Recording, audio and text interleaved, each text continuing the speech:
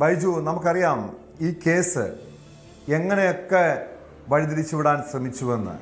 പ്രതിയെ രക്ഷിക്കാനുള്ള നീക്കമുണ്ടായി, പുതിയ കഥകൾ പറയുന്നു.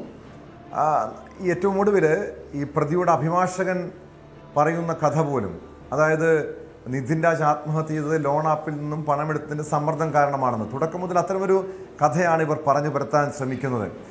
ദൃശ്യങ്ങൾ വളരെ വ്യക്തമായി തന്നെ സത്യം തുറന്നു പറഞ്ഞിരുന്നു. കാരണം എങ്ങനെയാണ് നിതിൻ രാജ് കോളേജിൽ വെച്ച് ഈ അധ്യാപകരിൽ നിന്നും പീഡനത്തിനിരയായത്. വലിയ മാനസിക സമ്മർദ്ദമുണ്ടായി. ഈ ഡോക്ടർ റാം ഉൾപ്പെടെയുള്ളവർ അങ്ങേയറ്റം നിതിൻ രാജിനെ ഉൾപ്പെടെയുള്ള നിരവധി വിദ്യാർത്ഥികളെ വേട്ടയാടിയിരുന്നത് വളരെ വ്യക്തമായിട്ടുള്ള കാര്യമാണ്. മാത്രമല്ല, ഒരു അധ്യാപകനെ സംബന്ധിച്ച് അങ്ങേയറ്റം നാണക്കേടുണ്ടാക്കുന്ന രീതിയിലുള്ള ഒരു രീതിയാണ് ഇയാളുടെ ഭാഗത്തുനിന്നുണ്ടായത്. ഏറ്റവും ഒടുവിൽ 100 ദിവസത്തോളം ഒളിവിൽ കഴിയുന്നു, നിയമത്തിന് പിടികൊടുക്കാതെ രൂപം മാറ്റം വരുത്തുന്നു. പക്ഷെ എന്തായാലും പ്രതിയെ പിടികൂടാൻ കഴിഞ്ഞിട്ടുണ്ട്. പക്ഷെ കുടുംബം, നിതിൻ രാജിൻ്റെ കുടുംബം ഇപ്പോഴും വലിയ നിരാശയാണ് പ്രകടിപ്പിക്കുന്നത്. കാരണം ഇത്രയും നാൾ എന്തുകൊണ്ട് പിടികൂടിയില്ല, ഇയാൾക്ക് രക്ഷപ്പെടാനുള്ള സാഹചര്യം പോലീസ് ഉന്നതർ തന്നെ ഒരുക്കി കൊടുക്കുകയാണ് ചെയ്തതെന്ന്. എന്തായാലും ഡോക്ടർ റാമിനെ പിടികൂടാൻ കഴിഞ്ഞിട്ടുണ്ട്. ഇനി കേസുമായി ബന്ധപ്പെട്ട് കൂടുതൽ അറസ്റ്റിലേക്ക് കാര്യങ്ങൾ നീങ്ങുമോ? ഇനി ഈ അന്വേഷണ സംഘത്തെ സംബന്ധിച്ച് ഇനി എങ്ങനെയായിരിക്കും മുന്നോട്ട് കൊണ്ടുപോവുക?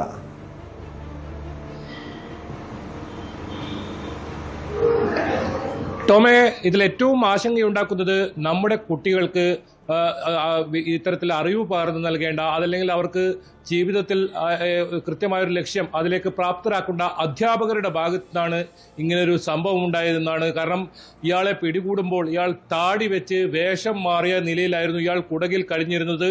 ടോം സൂചിപ്പിച്ചതുപോലെ തന്നെ ഒരു അധ്യാപകനാണ് ഇത്തരത്തിൽ 100-ലധികം ദിവസം, അതായത് ഏപ്രിൽ 10-നാണ് നിതിൻ രാജ് അഞ്ചരക്കണ്ടി മെഡിക്കൽ കോളേജിലെ കെട്ടിടത്തിന്റെ 3-ാം നിലയിൽ നിന്നും ചാടി ജീവനൊടുക്കുന്നത്.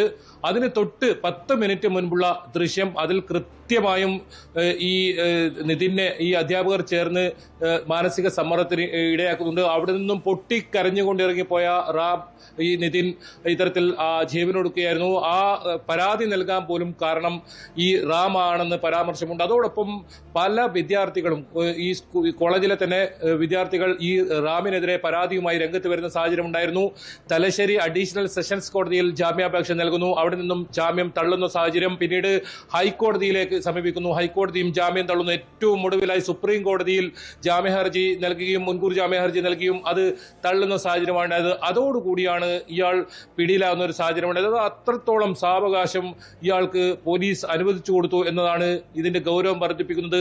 തുടക്കത്തിൽ ടോം സൂചിപ്പിച്ചതുപോലെ തന്നെ ഇത് ലോൺ ആപ്പുമായി ബന്ധപ്പെട്ട വിഷയമാണ്, അതാണ് നിതിൻ രാജ് ജീവനൊടുക്കാൻ കാരണമെന്ന് പറഞ്ഞ് ഒരു ഘട്ടത്തിൽ ഈ കേസ് ക്ലോസ് ചെയ്യാൻ പോലും ലോക്കൽ പോലീസിന്റെ അന്വേഷണത്തിൽ ശ്രമിച്ചതാണ്. പക്ഷേ വലിയ പ്രതിഷേധമുയർന്നു. കോളേജിലേക്ക് വിവിധ രാഷ്ട്രീയ പാർട്ടികളുടെ സംഘടനകളുടെ അങ്ങനെ വലിയ പ്രതിഷേധമുയർന്നു. ആ കോളേജിലെ മുഴുവൻ വിദ്യാർത്ഥികളും നിതിൻ രാജിന്റെ മരണത്തിൽ കാരണം കണ്ടെത്തണമെന്നാവശ്യപ്പെട്ട് രംഗത്ത് വരുന്ന സാഹചര്യം ഉണ്ടായിരുന്നു. അങ്ങനെ അതൊക്കെ ആ ഒരു വലിയ പ്രതിരോധത്തിനൊടുവിലാണ് ഇത് കേസ് ക്രൈംബ്രാഞ്ചിന് ഏൽപ്പിക്കുന്നത്. ഏതായാലും ക്രൈംബ്രാഞ്ച് അന്വേഷണത്തിലും ആന്ധ്രാപ്രദേശിൽ ഇയാൾ ഒളിവിൽ കഴിയുകയായിരുന്നു. പക്ഷെ അവിടെ ക്രൈംബ്രാഞ്ച് സംഘം ചെന്നെങ്കിലും ഇയാളെ പിടികൂടാൻ സാധിച്ചിരുന്നില്ല. കാരണം ഇയാൾ മൊബൈൽ ഫോൺ, ഈ ഒരു ഏപ്രിൽ 10-ന് ശേഷം ഈ അധ്യാപകൻ മൊബൈൽ ഫോൺ ഉപയോഗിച്ചിട്ടേയില്ല എന്നാണ് പറയുന്നത്.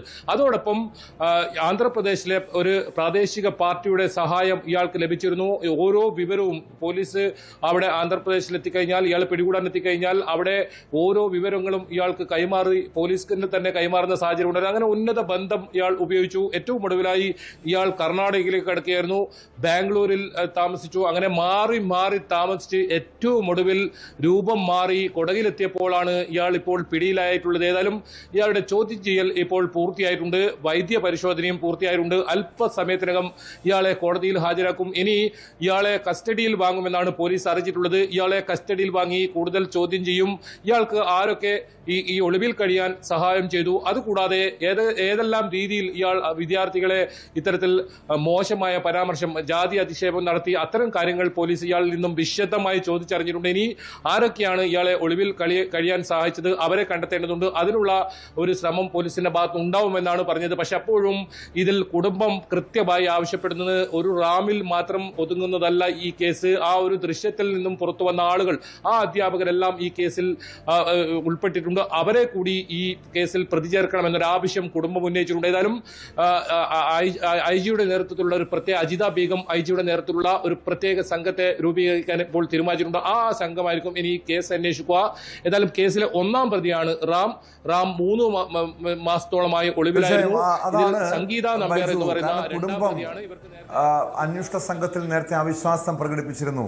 നിതിൻ രാജിന്റെ സഹോദരി ഇക്കാര്യം തുറന്നു പറയുന്നുണ്ട്. കാരണം ഞങ്ങൾക്ക് ആ പഴയ അന്വേഷണ സംഘത്തിൽ വിശ്വാസം ഉണ്ടായിരുന്നില്ല എന്ന്. കാരണം അവരെങ്ങനെയാണ് ഇതിന്റെ ബുദ്ധിമുട്ട്, ഒരു മകന്റെ മരണത്തിൽ നീതി തേടിയ ഒരു കുടുംബം അറിഞ്ഞിട്ടും യഥാർത്ഥ കുറ്റവാളികളെ പുറം ലോകത്തിന് തിരിച്ചറിയാൻ കഴിഞ്ഞിട്ട് പോലും അവരിലേക്ക് അന്വേഷണം കൊണ്ടുപോകാൻ പോലും ഈ പോലീസ് തയ്യാറായില്ല. അതിനിടെയാണ് പുതിയ അന്വേഷണ സംഘത്തിന് എന്തായാലും ഇതുമായി ബന്ധപ്പെട്ട ഈ നിതിൻ രാജിന്റെ അന്വേഷണത്തിന്റെ ചുമതലയിലേക്ക് വരുന്നത്.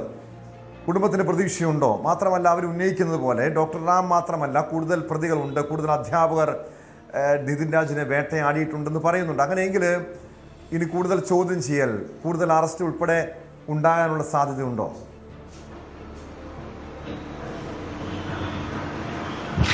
തീർച്ചയായും അത് തന്നെയാണ് ഇപ്പോൾ കുടുംബം ആവശ്യപ്പെട്ടിട്ടുള്ളത്. അല്പസമയം മുമ്പാണ് ഇവർ ആഭ്യന്തരമന്ത്രിയെ നേരിട്ട് കണ്ടത്. ആഭ്യന്തരമന്ത്രി ഇവർക്ക് ഉറപ്പ് നൽകിയിരിക്കുന്നു. അതായത് പുതിയൊരു അന്വേഷണ സംഘത്തെ നിയോഗിക്കും. ഐജി അജിത ബീഗമായിരിക്കും മേൽനോട്ടം വഹിക്കുക. അതോടൊപ്പം കൂടുതൽ സംഘം, ക്രൈംബ്രാഞ്ചിന്റെ സംഘമായിരിക്കും ഇനി ഈ കേസ് അന്വേഷിക്കുക എന്ന ഉറപ്പ് ഇവർക്ക് നൽകിയിട്ടുണ്ട്.